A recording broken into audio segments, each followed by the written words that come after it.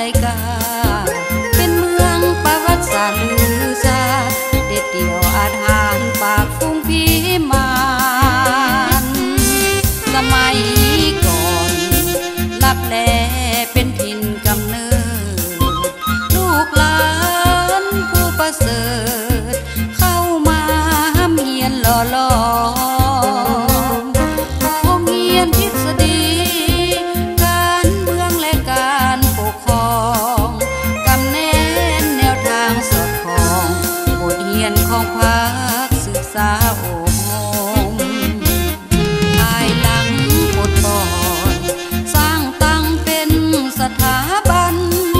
ยกย้ายจากแขวงหัวพันมาอยู่เวียงจันทน์เมืองไซธานีหัวพันมาอยู่เวียงจันทน์เมืองไซธานีละแม่นแต่แม่นว่าละแม่นแต่แม่นว่าเวียงไซขึ้นซื่อเมืองลับแลมาแต่ก่อนกี้เมืองเวียงไซโอละเมืองลับแลโอละเมืองลับแลโอละเมืองลับแลเป็นอัศจรรย์อีหลีที่ทางอนนี้ประสานสิริสันใหม่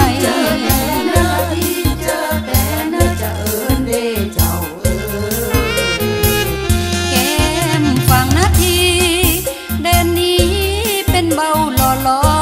มสถาบันการเมืองการปกครองอบรมศึกษาลูกหลานชนเผ่า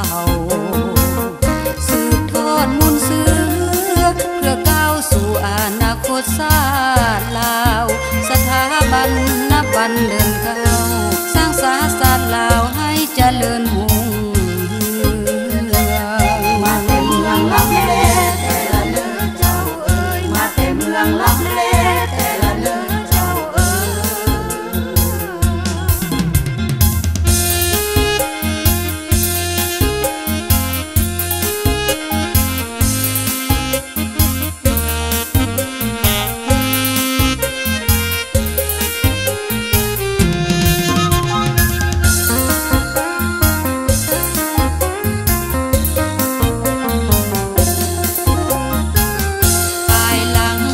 ปล่อยสร้างตั้งเป็นสถาบันยกย้ายจากแขวงหัวพัน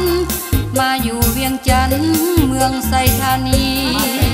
หัวพันมาอยู่เวียงจันทน์เมืองไซธานีละแม่นแต่แม่นว่าละแม่นแต่แม่นว่าเวียงไซขึ้นซื่อเมืองลับแลมาแต่ก่อนกี้เมืองเวียงไซโอละเมืองลับแลโอละเมืองลับแลโอละเมืองลับแลเป็นอัศจรรย์อีหลีที่ทางอนนี้ประสานสิริสันใหม่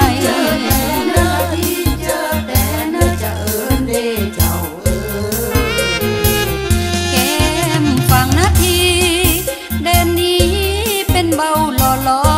มสถาบันการเมืองการปกครองอบรมศึกษาลูกหลานชนเผ่าสืบทอดมูลเสือเพื่อก้าวสู่อนาคตชาติลาวสถาบันนับวันเดิน